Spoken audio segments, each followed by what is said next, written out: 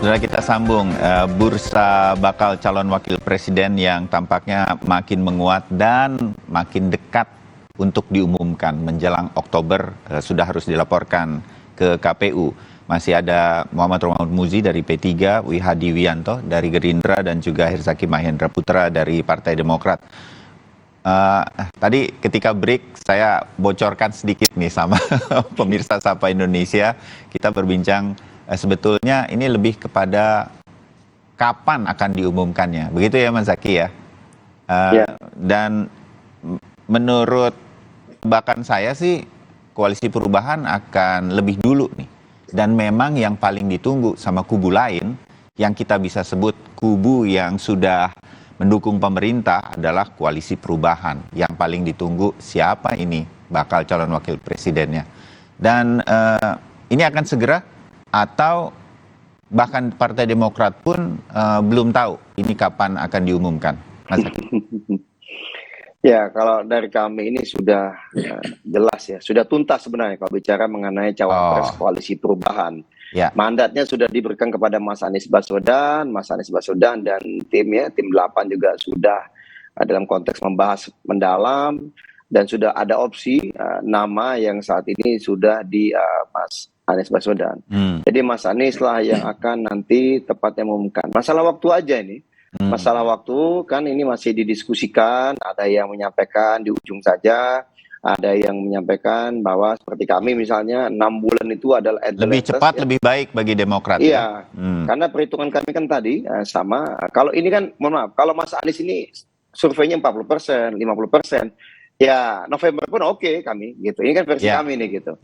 Tapi sayangnya kan kondisi saat ini ya, terlepas tadi yang disampaikan Mas Bayu juga, apapun kurang lebihnya survei itu ya tetapi kan sebagai salah satu masukan juga bagi kita ya, indikator juga kita lihat ya, ini perlu jadi pertimbangan. Situasinya Mas Anies saat ini meskipun 3 besar masih agak tertinggal nih gitu.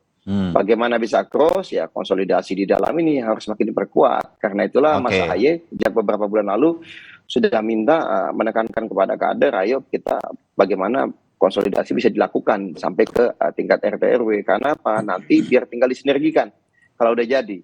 Tapi kalau misalnya masalah nama tuntas ya, sudah tuntas, menurut kami silakan. Masalah waktu Mas Anies nanti yang akan menyampaikan. Ya kemarin kan Mas Ahaye, Mas Anies juga bersama ya. Ini sebelumnya juga jemput haji. Kan banyak pihak menyampaikan bahwa ini sebagai suatu bentuk pertanda ya. Kalau bagi kami ya berdua ini kan memang sahabat ya. Dan juga cocok ya, diskusinya jalan terus di depan maupun di belakang publik ya.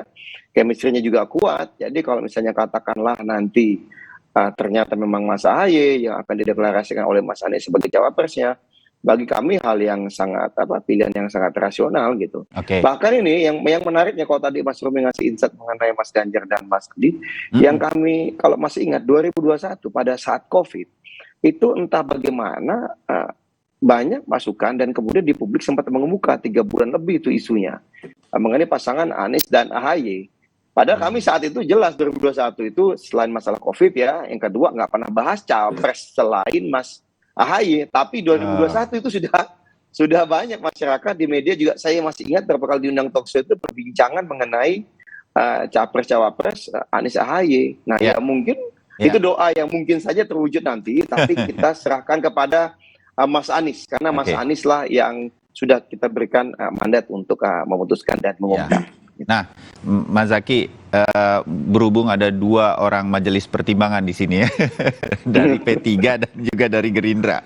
Pagi ini saya angkat jadi majelis pertimbangan Pilpres 2024 lah ya. Mas Romi, boleh nggak kita menebak bahwa Anies Baswedan bakal sama Ahaye ini, begitu? Mas Rom? Ya, itu tentu terserah kepada Koalisi Perubahan ya. Cuman kalau saya berpendapat sebenarnya itu sudah putus secara politik. Karena kenapa? Koalisi Perubahan ini kan tanpa Demokrat tidak akan menjadi koalisi. Jadi istilahnya itu nanti yang akan menandatangani di KPU itu kan 3 ketua umum itu, Pak Surya Paloh, Ketua Umum PKS, dan juga Mas Ahaye sebagai Ketua Umum Demokrat. Ya kalau nggak dicalonkan jadi wakil presiden, tinggal nggak datang tanda tangan, nggak jadi koalisi itu. Jadi sebenarnya daya tawarnya itu sangat mutlak kalau saya bilang. Mau yang 2 ketua umum lain bilang nggak suka, ya sudah. Kalau nggak suka, ya sudah, saya mohon maaf. Ada juga yang sudah menominasikan saya, mungkin saya bergabung dengan yang lain, selesai itu. Jadi sebenarnya secara politik sudah selesai koalisi perubahan. Tinggal waktu saja mengumumkan ya. Mas Zaky senyum-senyum terus. Komen sedikit dari Mas Romi. Ditanya oleh Mas Bayu ini sebenarnya tidak etis saya mengomentari itu, tetapi secara politik sebenarnya sudah selesai itu. Oh begitu, sebagai sebuah pendapat, nggak apa-apa kan Mas Romi? Mas Zaky komentar sedikit. Doa yang baik dari Gus Romi, apalagi yang baru pulang dari Tanah Suci ya. Belum 40 hari ya, insya Allah barokah dan semoga aja kabul ya, wujud. Insya Allah. Amin. Salam untuk Mas Ahy. Oke. Terima kasih Mas Romi. Ya, oke. Nah, Majelis Pertimbangan Pilpres 2024 yang lain. Nah, ini ada Mas Wihadi nih. Kalau Mas Wihadi melihat petanya ke Mas Ganjar, ini P3 atau enggak? Apa juga sudah hakul yakin bakal dengan P3 yang sejak awal memang sudah maju untuk bersama dengan PDI Perjuangan? Mas Wihadi?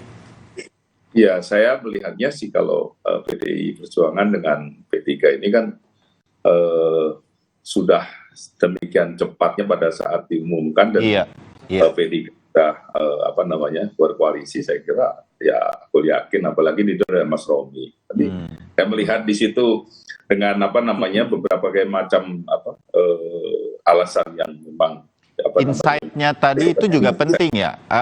Seorang bakal calon presiden memilih siapa yang akan bekerja sama kan itu penting, dan itu tampaknya terjadi antara Mas Ganjar dengan Mas Sandi. Benar nggak saya, Mas Wihadi? Gitu ya. Jadi saya melihat dari situ ada Mas Romi, saya kira wah udahlah itu barang jadi lah kalau saya lihat.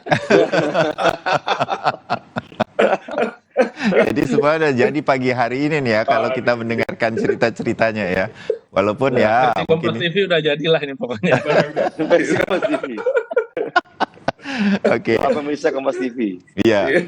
Nah, Mas Zaky, kalau saya minta Anda juga mengamati kalau begitu intip-intipnya nih Pak Prabowo. Kalau Pak Prabowo bakal jadi calon wakil presiden, dia akan memilih yang mana begitu. Tentu diserahkan kepada Gus Imin, Muhaimin Iskandar, tetapi apa yang akan menjadi pertimbangan? Kalau boleh sebutlah menebak sebagai intipan, koalisi perubahan mengintip kubu Gerindra dengan PKB, siapa yang akan menjadi bakal calon wakil presidennya Pak Prabowo? Mas Zaky.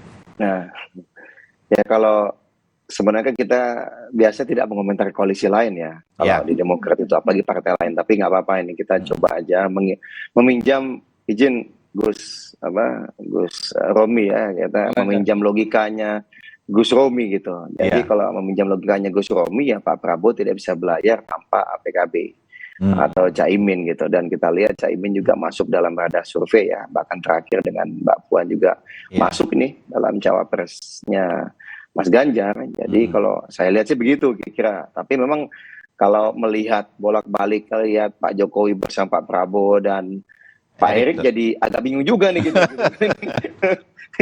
Yang mana nih gitu ya kan. Tapi ya bagaimanapun kita harapkan yang terbaik lah semua, karena bagaimanapun tiga koalisi ini kan pasti ingin yang terbaik untuk bangsa dan negara ini.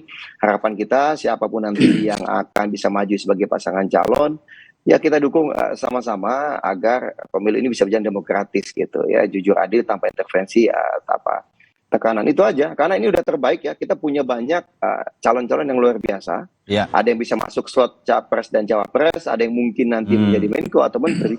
Tapi Indonesia ini sedang kelebihan sumber daya yang unggul menurut kami di tingkat nasional. Jadi nggak perlu khawatir lah terkait dengan masa depan Indonesia 2024-2029. Siapapun capres-cawapresnya, janganlah khawatir nanti ujung-ujung pembangunan akan mandek atau tidak gitu. Kalau dari kami, Koalisi Perubahan, kami menjamin ya Mas Anies akan memimpin ini, akan melakukan akselerasi atas apa yang sudah dilakukan oleh Pak Jokowi. Seperti halnya Pak Jokowi juga sudah melakukan kemajuan ketika dibandingkan era Pak SBY. Begitu juga ketika Pak SBY melakukan kemajuan dibandingkan era Bu Mega. Jadi pasti itu akan kita lakukan. Ya perubahan itu kan untuk perbaikan, bukan untuk kemandekan atau kemunduran. Jadi ya Mas Romi tenang aja, kalau kami yang memimpin, P3 tenang ya, aman ya, kan? Mas Wihadi juga Gerindra, kalau kami memimpin tenang juga. Pokoknya kita bangun sama-sama, kita kolaborasi. Ya ada yang di dalam, ada yang di luar, tetap itu kan satu keniscayaan itu perubahan. Ini pesan dari kami terakhir, Mas Bayu ya. Oke. Nah, jadi sebetulnya sudah mulai mengerucut nih di kubu PDI Perjuangan, tampaknya bisa jadi P3 begitu menjadi pertimbangan. Kita mendapatkan insight dari Mas Romi Mas Ganjar tuh udah pernah hati ke hati sama Mas Sandi. Mungkin bukan, ini bukan ya dengan kan? Mas Sandi, dengan Pak PLT Ketum, dengan saya pada waktu itu. Oh, pada waktu itu, dan disebutlah nama itu Yes, sebagai bagian ya dengan betul, nama Sandiaga betul. Uno. Oke, mungkin ini akan menjadi pertimbangan khusus. Jadi udah mengerucut ke sana. Pertimbangan lain kita serahkanlah kepada PD Perjuangan. Di Gerindra juga begitu. Kalau boleh menyebut, tinggal ada 2 nama dari sekian banyak bakal calon wakil presiden ya. Menurut saya, seperti saya setuju Mas Zaky, kalau nggak Caimin ya tinggal Erick Thohir begitu, yang tampaknya terus didorong oleh Pak Presiden begitu. Nah, di Demokrat udah aku yakin Gus Romi tadi, dan jadi doa ini gitu kan. Nah, tinggal apa yang membuat kapan ini akan kemudian menjadi pertimbangan, kalau boleh saya ingin tahu, terutama kepada Gus Romi ya di P3. Juga begitukah ini bisa segera lebih cepat lebih baik diumumkannya bakal calon presiden, bakal calon wakil presiden? Mas Romi dulu. Saya jawab tidak ya, karena memang kita tidak akan umumkan dalam waktu dekat, dan itu juga sudah menjadi kesepahaman antara Pak Mardiono dengan Bu Mega, Ya. sebagai disampaikan kepada kami tentunya, karena yang berkomunikasi Alasannya, adalah Mas Romi? Mardiono. Karena memang kita juga melihat bahwa masih ada satu koalisinya, terutama dari Pak Wihadi itu, yang belum diumumkan secara resmi untuk berangkat sebagai capres. Jadi kenapa kita harus mengumumkan cawapres, sedangkan capres yang lain saja belum diumumkan secara resmi oleh koalisinya. Kalau koalisi perubahan mengumumkan lebih dulu, ini akan mempengaruhi? Tidak, karena memang koalisi perubahan lebih awal mendeklarasikan capresnya. Kan udah tahun lalu. Kami kan baru-baru saja setelah Lebaran Idul Fitri begitu. Jadi tidak kemudian kita mengumumkan. Yang kedua juga kita menunggu Mas Ganjar ini kan nanti bulan September akan berhenti sebagai Gubernur Jawa Tengah, sehingga lebih leluasa, dan kita juga melihat insya Allah kan akan ada performa lebih dari Mas Ganjar, karena hari ini kan beliau berkeliling itu untuk sosialisasi hanya di hari Sabtu Minggu saja, untuk tidak di hari kerja.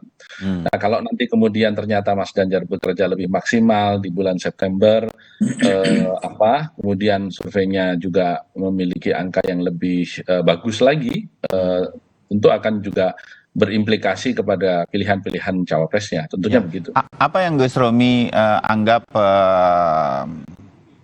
mengintip koalisinya Gerindra dan PKB ini menjadi penting?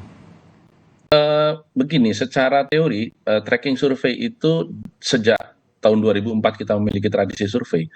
Seseorang itu naik elektabilitasnya itu 2% itu maksimum setiap bulan.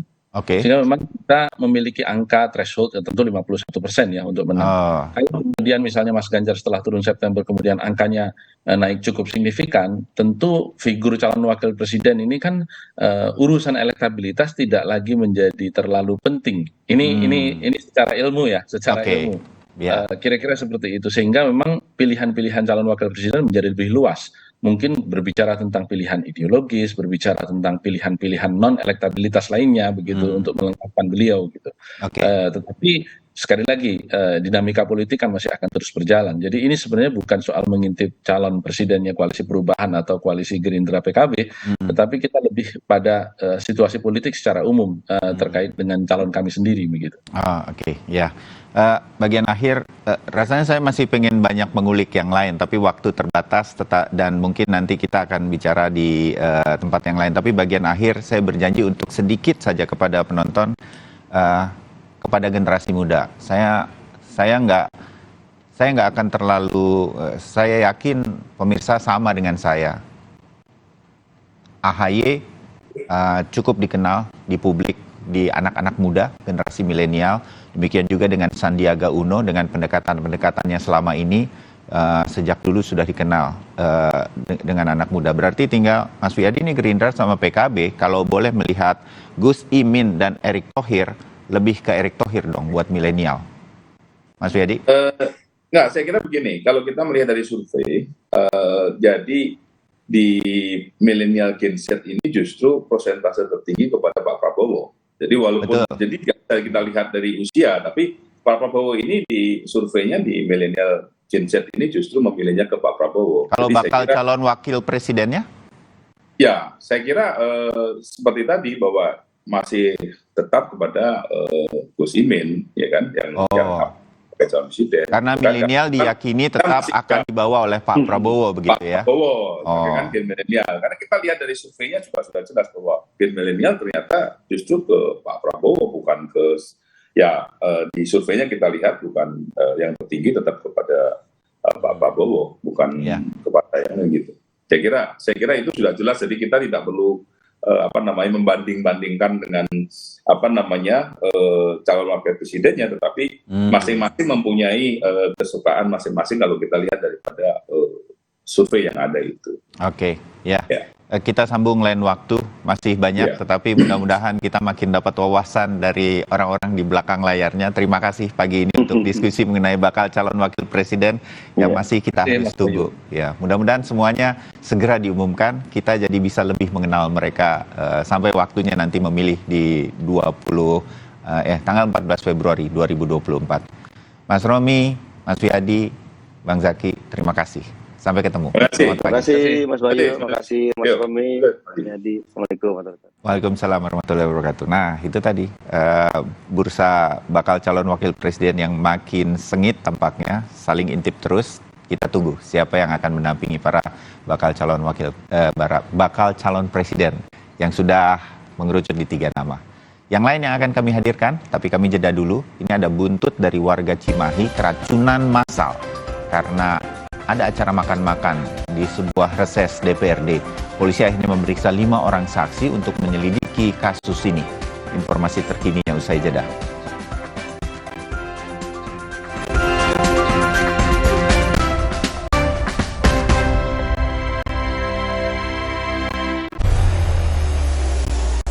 Mencari tahu, mendengarkan lebih utuh dan mendalam, mempertanyakan rasa keadilan. Saya mau minta klarifikasi. Klarifikasi. Ini tanggung jawab. Bapak malu nggak sih? Apakah saya dengar permintaan maaf yang benarkah backingnya Pak Jenderal olah-olah menjadi korban? Kita mengingatkan penguasa, menghibur yang papa. Rosi.